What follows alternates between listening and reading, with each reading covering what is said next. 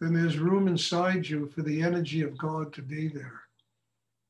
If you keep beating yourself up, there's no room inside. You know, you're full of fear and insecurity and ego. So the whole purpose of the meditation is to transform all that stuff into a big open well. You know, we are a receptacle for higher energy in the universe, God, whatever you want to call it. So everybody work deeply inside, and we'll have a meditation class. And then afterwards, if there are any questions, I will try to answer them. Muted everyone, and does anyone have a question they would like to ask?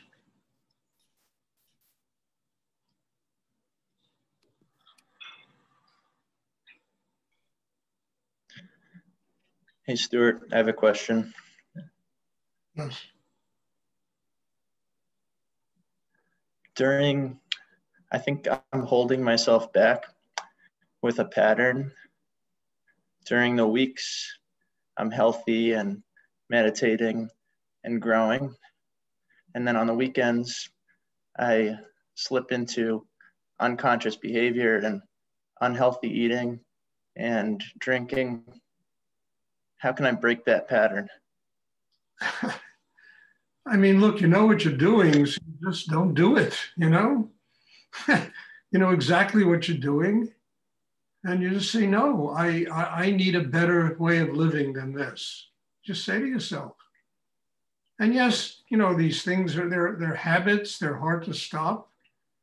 But if you know, look, when I was younger, I used to smoke, you know, at least a pack of cigarettes a day.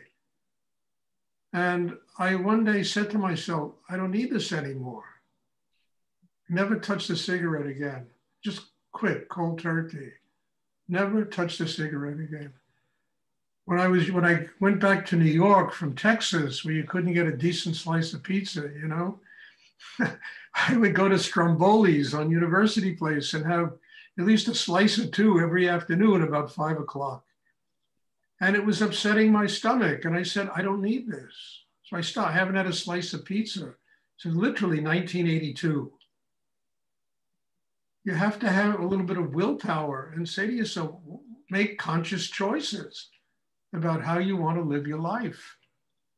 And don't spend the entire week building up consciousness to throw it away on the weekends, you know?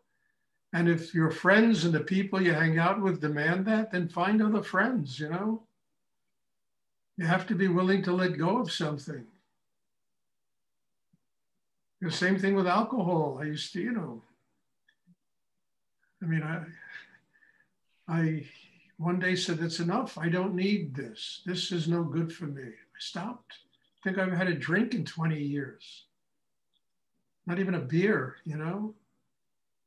It's will, you understand? And you have a meditation practice that builds a system inside that enables you to do this, to say, no, I don't need to do things that are tearing me apart, that are you know, bringing down my inner life, my spiritual life, my life, period. And then you just stop. I mean, I don't know how else to advise you. I can only advise you from what I went through. I had plenty of habits, you know, when I was younger. And I, one by one, I said, no, that's it, no more.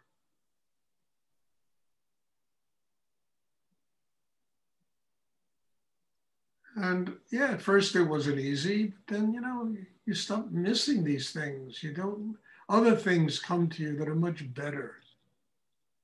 You know, instead of alcohol, you drink water, you know, and there's a lot of good water in the marketplace today. You know, there really is, you know, all this 9.5 water that, you know, healthy water. You say, what do I need? What does my body want? What does my mind want? What does my spiritual life want? And you let go of all that stuff. Say, no, I don't need it.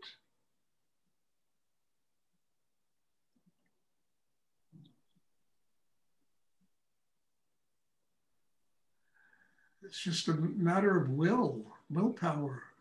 And if you do this meditation and you do it in a very deep way, I don't mean a superficial way, you will develop the will power to say no to a lot of things that do nothing but, create an unhealthy situation for you. And sometimes you got to let go of friends and situations and parties. And I mean, I used to go to, when I, years ago, I don't know, 5 years ago, 6 years ago, I would go to cocktail parties in New York. And I was the only one there who didn't drink. Oh, you got to have a glass of wine, you got to ice. And all these people are getting drunk in front of me. And they wanted me to become like them. And I said to them, no. I said, I don't drink. I'll have some Perrier, it's fine, I don't tell you not to drink. It's none of my business if you want to drink. Then I stopped going to those parties because I really found them to be very boring. Everybody was getting drunk around me. And I said, who needs it? I don't need to be around that kind of energy.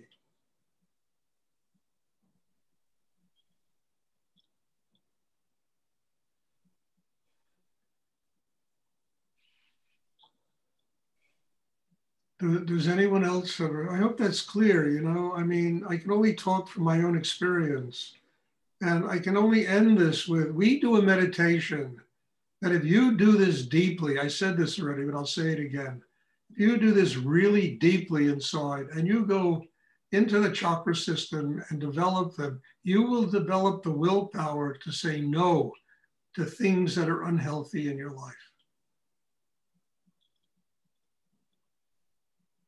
And I'm not being a fanatic. I mean, look, if you like to have a glass of wine occasionally, it's all right.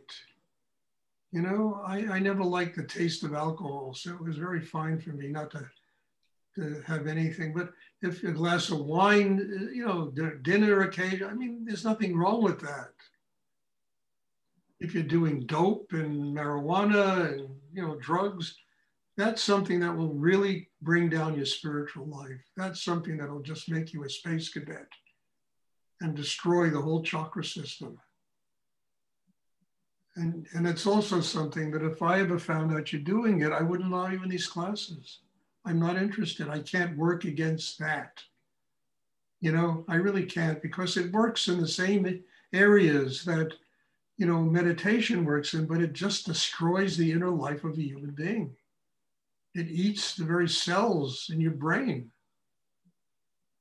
and destroys and atrophies the chakra system.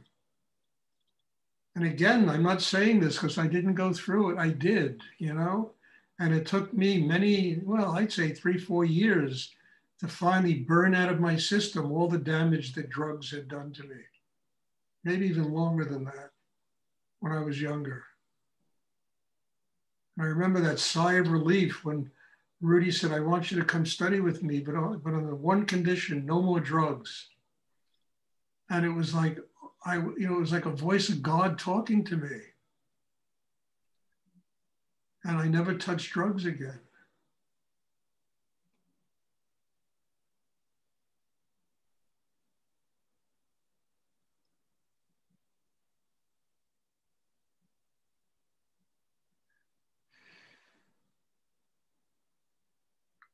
I knew I needed what he had to teach me more than I needed a joint. I mean, it was much more important for me than smoking a joint and getting stoned and lying there in a totally wasted, spaced out state of being. It was it became irrelevant to what I wanted in my life. Does anyone else have a question they'd like to ask?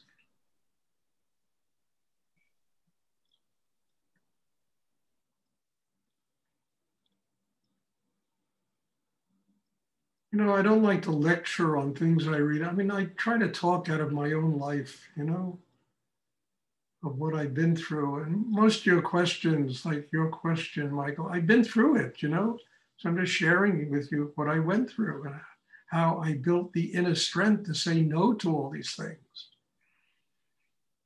Because my spiritual life was more important than cigarettes, alcohol, marijuana, LSD, And now people do this stuff called ayahuasca, which is DMT, you know, which I also did when I was younger. And I'm telling you, it's really dangerous stuff, man.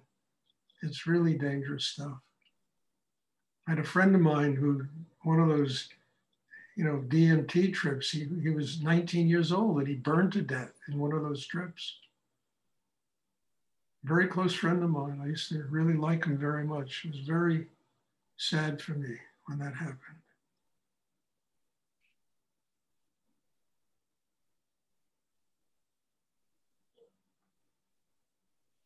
Does anyone else have a question they would like to ask?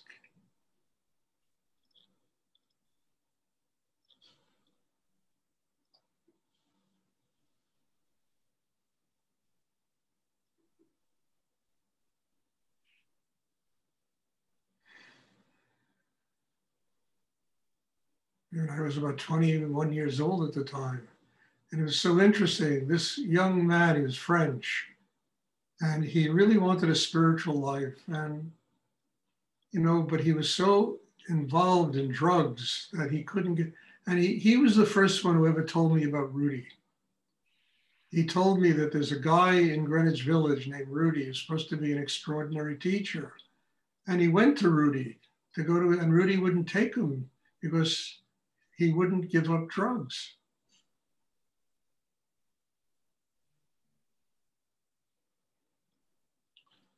And maybe 2 years later, this poor kid died, you know, a fire, you know, during one of those, what he called sessions with DMT.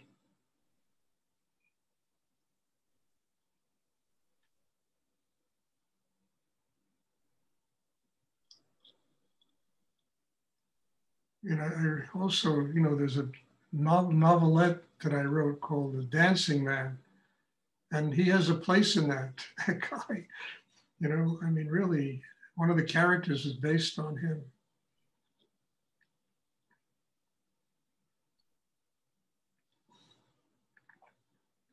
Does anyone else have a question they would like to ask?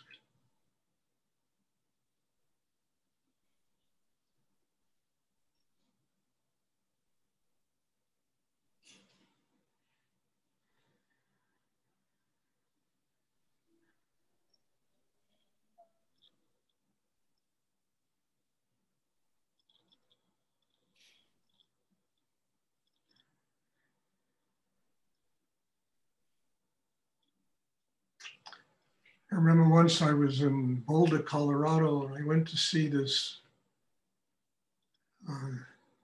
Rinpoche, or a guy who was running a lamasery there. And the Rinpoche, who I think had died, he was very famous for drinking. He used to drink a lot. And the guy who kind of took over for him, I was given an interview with him. And I remember going there wanting to ask him, he's supposed to know a lot about Tibetan tantric practice. And I remember going there, sitting in his office, and he's sitting there drinking scotch in front of me and getting drunk while this session is going on. And boy, did I have to surrender very deeply. I really did, you know, because I didn't want to get upset and yell at him and what the fuck are you doing? And what kind of shit is this, you know? And I just had to stay quiet. And it really forced me to go deep inside myself and to get very, very quiet. And just, this is what his path. Let him be. Let him be. It's not your business.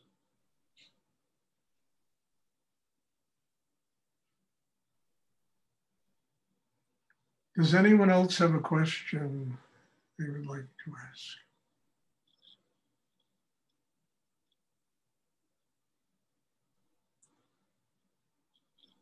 And you know, you're not the only one, Michael, that has these, you know, everybody has them. You all have. And we have to just get the willpower inside to say, no, we don't need this in our life. Spiritual life is more important. And when you have a spiritual life, you know, it doesn't take the adventure out of life. It really adds to it. I mean, I'm telling you, from the day I met Rudy to this day, you know, the adventure has been something beyond belief of what my life has been. Even this COVID-19 thing is like, my God, you know, why does one have to live through this? It's like something, well, found Zoom, connecting with people all over the world. And you know, you got to make life work for you. And you can't make life work for you by sustaining bad habits and doing things that are hurting you.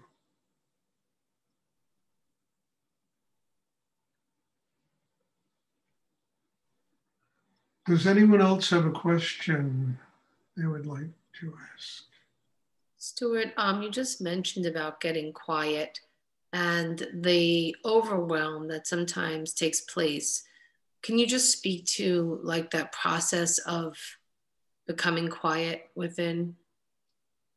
Well, becoming quiet, you know, the overwhelm is all right, especially if it's Shakti and energy.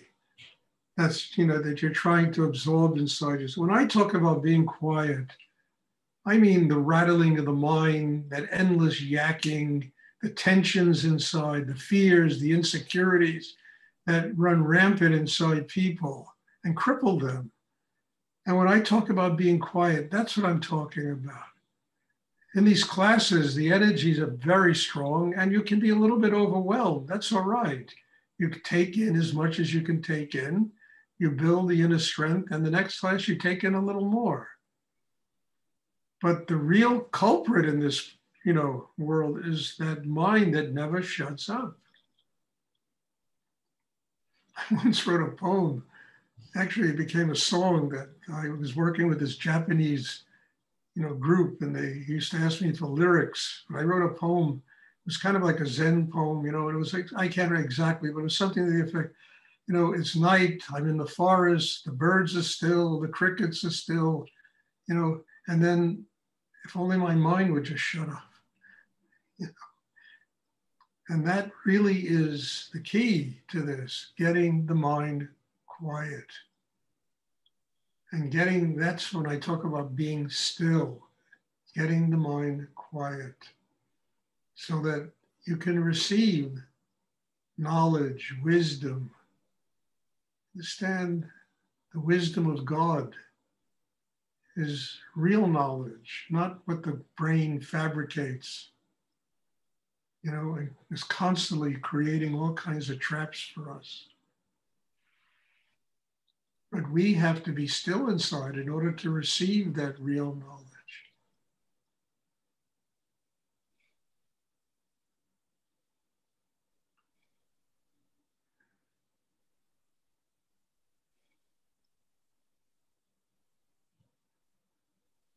We have to be still inside for the heart to open, for there to be harmony and balance inside us,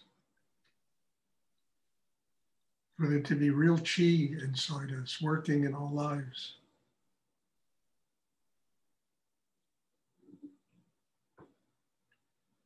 Does anyone else have a question they would like to ask?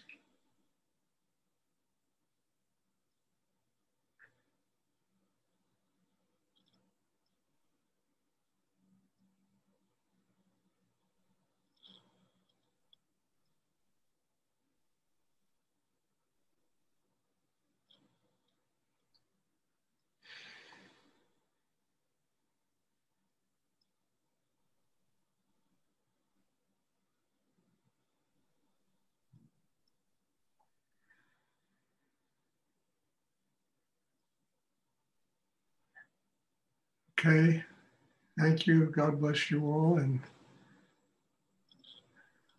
couldn't do this without you, you know, thank you. I mean, every one of you just fits so deeply in my heart. I mean it, you know, and I'm so grateful to see people attending these classes regularly and just being able to share many of the things of my own life that maybe can help you find ways of building a connection with God.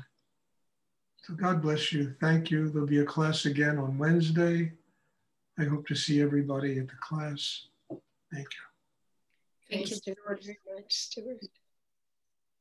Good night.